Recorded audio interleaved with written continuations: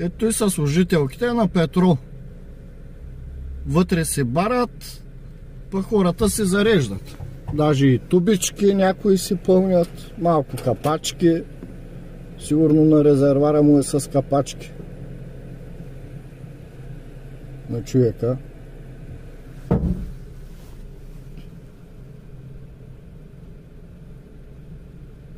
В България тъй се работи.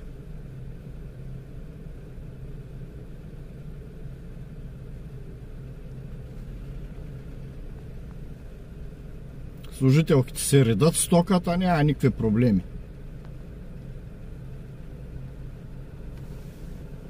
Бензиностанцията е на самообслужване явно.